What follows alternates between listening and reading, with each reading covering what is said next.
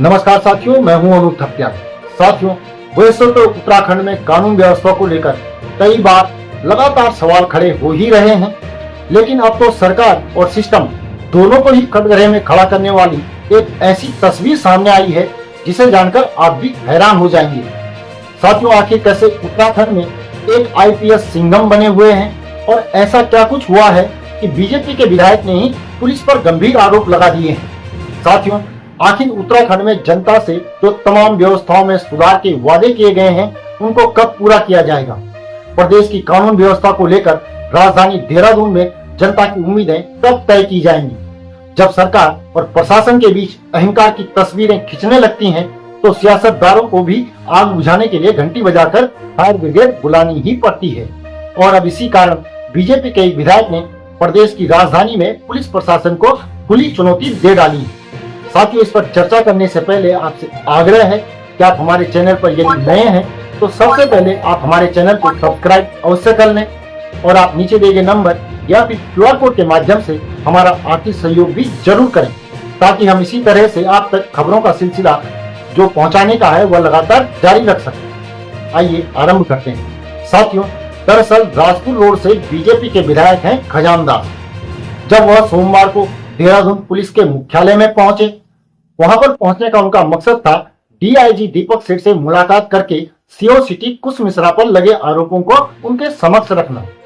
मगर डीजीपी दीपक सेठ मुख्यालय में मौजूद ही नहीं थे, तो ऐसे में विधायक को बैरंग ही वापस लौटना पड़ा। डीजीपी से तो उनकी मुलाकात नहीं हो सकी, लेकिन कई सवाल जरूर खड़े हो गए। सुनिए खजान दास इस बारे में क्या कुछ कह रहे हैं। अगर चिंताजनक विषय इसको लेकर के आज डीजीपी साहब से मुलाकात करने के लिए हम लोग आए थे, किंतु डीजीपी साहब अभी राजभवन में हैं और फिर हम 3 बजे के लगभग पुनः आएंगे। और कल उनसे समय मांग करके ही अभी आया था, किंतु उन्होंने 12 बजे के लगभग का समय दिया था, किंतु यहाँ पर उपलब्ध नहीं थे और जिसका कारण बताया गया कि राजभवन में गए हैं। माननीय राज्यपाल का कोई अखंड पाठ वहां पर चल रहा है, इसलिए गए हैं। तो फिर उनसे बात की जाएगी कि इस तरह से हमारे कार्यकर्ताओं के साथ क्यों उत्पीड़न हो रहा है।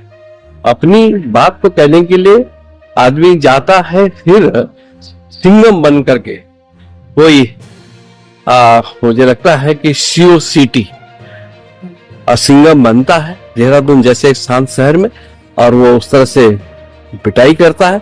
ये दुखद और चिंताजनक विषय है। देखिए, एम्प्लॉइज और पॉलिटिशियन एक दूसरे के पार्ट है। हम सब जनता की सेवा के लिए हैं, जनता सर्वोपरि है, हम जनता के नौकर हैं। इसलिए जनता के साथ अगर दुर्व्यवहार करता है तो ऐसे व्यक्तियों को हम बख्शेंगे नहीं। साथियों, इस घटना ने विपक्ष को एक नया हथियार दे दिया है।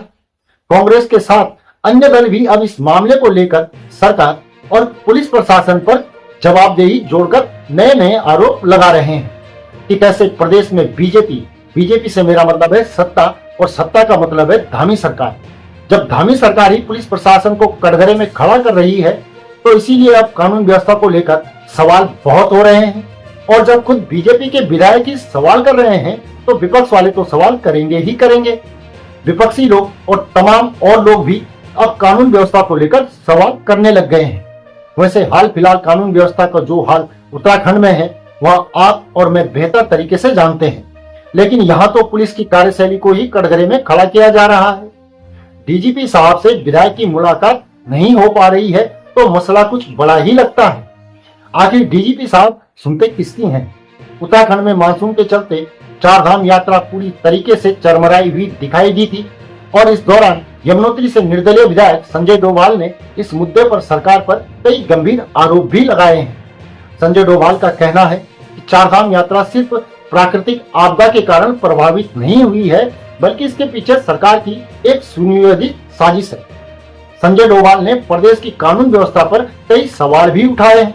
उन्होंने आरोप लगाया है कि पुलिस मनमाने तरीके से कार्रवाइयां कर रही है, यानी कि एक निर्दलीय विधायक भी वही बात कह रहे हैं जो कि बीजेपी के विधायक कह रहे हैं। संजय डोभाल का आरोप है कि उत्तरकाशी में भ्रष्टाचार अपने चरम पर है और इन सब मुद्दों को लेकर वो अपने क्षेत्र की जनता के साथ आने वाले 22 सितंबर को मुख्यमंत्री आवास का घेराव करने जा रहे हैं। 2 साल से चीला योजना होता है एक मत, जिसपे होता है 2 साल से एक भी प्रस्ताव पे हमारे वहां पे, क्योंकि वहां पे ऐसे अफसर सरकार के द्वारा हमारे को परेशान करने के लिए भेजे गए हैं। अभी भी जो वहां पे चाहे लॉ एंड ऑर्डर पे है, ये स्पेशल हम ही को टारगेट करके ये चीजें हो रही है। 2 साल हमें ना तो जिला योजना निधि से हमें कुछ मिला है, मतलब हमारे प्रस्ताव पे कोई पैसा आवंटन हुआ है, ना खनन पे न्यास पे एक खनन का जो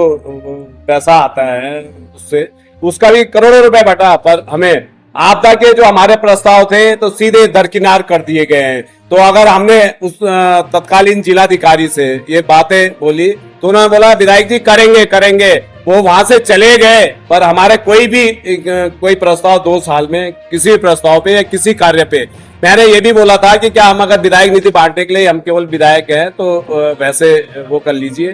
तो ये चीजें हैं। और रही लॉ एंड ऑर्डर की बात तो आपने करी है। लॉ एंड ऑर्डर आप जब मैं पहले भी वो बता चुका हूँ, उदाहरण दे चुका हूँ बंशीधर भगत जी का और यशपाल आर्य जी का, तो हमारे क्या हाल होंगे कि मैं बता रहा हूँ एसओचओ बड़कोट ने इतनी बार वहां पे बेगुनाहों के साथ बदतमीजी कर दी है, और हमारे प्रोटेस्ट करने के बाद भी सरकार के कानों में चूं तक नहीं रेंग रही है। और जो जेन्युइन मामले हैं उनके द्वारा उन पे कभी कोई कार्यवाही नहीं की जाती। वो केवल मैं एक बार फिर बोलूंगा कि वहां पे उगाई कर रहे हैं और गलत धंधों को बढ़ावा दे रहे हैं। साथियों, अगर उत्तराखंड में ये सब कुछ हो रहा है क्योंकि सरकार और सिस्टम दोनों ही सवाल के घेरे में खड़े हैं। पुलिस या उसकी कार्यशैली पर जो कुछ सवाल उठ रहे हैं। देहरादून की यह घटना सिर्फ एक राजनीतिक झगड़ा ही नहीं लगती है, जिसमें विधायक खजानदास बकायदा अपॉइंटमेंट लेकर डीजीपी साहब से मुलाकात करने के लिए जाते हैं, लेकिन जब वो वहां पहुंचते हैं तो डीजीपी साहब कहते हैं कि वो तो कार्यालय में ही नहीं है। ऐसे में बीजेपी विधायक बाहर आकर पुलिस प्रशासन को ही कटघरे में खड़ा कर देते हैं, सिंघम वाले स्टाइल को कटघरे में खड़ा कर देते हैं। विधायक साहब गुस्से में थे, उन्होंने कहा कि सिंघम वाला स्टाइल नहीं चलेगा। अब ये कौन से लोकतंत्र का चेहरा है जहां सरकार बीजेपी की है और बीजेपी वाले ही सरकार के अंदर की पुलिस, और फिर खजानदास जी का यह बयान। ऐसे में विपक्ष वाले तो डंडा लेकर पीछे दौड़ेंगे ही दौड़ेंगे। अब संजय डोभाल को ही आप ले लीजिए, उन्होंने पुलिस को तो कटघरे में खड़ा किया ही किया और साथ ही साथ सरकार को भी लपेट दिया। अब विपक्ष के आरोपों का जवाब तो दिया जा सकता है, लेकिन जब खुद के घर में ही आग लगी हो तो फिर कैसे बुझाई जाए। और ये कोई पहली बार नहीं हुआ है जब अफसरों की दादागिरी और पुलिस की कार्यशैली को लेकर बीजेपी के लोग आवाज उठा चुके हैं। सोशल मीडिया पर बहुत सारी खबरें हैं, खबरों में सारी चीजें डाली गई हैं। पूर्व विधायक हैं, पूर्व मंत्री हैं, मुख्यमंत्री हैं, जो कि अफसरों को कटघरे में खड़ा कर रहे हैं। पुलिस वालों को भी कटघरे में खड़ा किया जा रहा है और ये सब कुछ चल क्या रहा है। साथियों, अफसरशाही प्रदेश चलाती है और पुलिस कानून व्यवस्था का जिम्मा संभालती है, लेकिन दोनों ही विभागों को अगर सरकार के ही लोग कटघरे में खड़ा कर देंगे तो फिर प्रदेश किस तरह से चलाया जाएगा। पुलिस की कार्यशैली और अधिकारियों पर लग रहे आरोपों को लेकर आप क्या कुछ कहेंगे, कमेंट करके अपनी राय जरूर बताएं। हमारे चैनल को अवश्य सब्सक्राइब कर लें और आप नीचे दिए गए नंबर या फिर QR कोड के माध्यम से हमारा आर्थिक सहयोग भी जरूर करें। अभी के लिए इतना ही, अगली वीडियो में जल्द ही पुनः मुलाकात होगी, तब तक के लिए नमस्कार।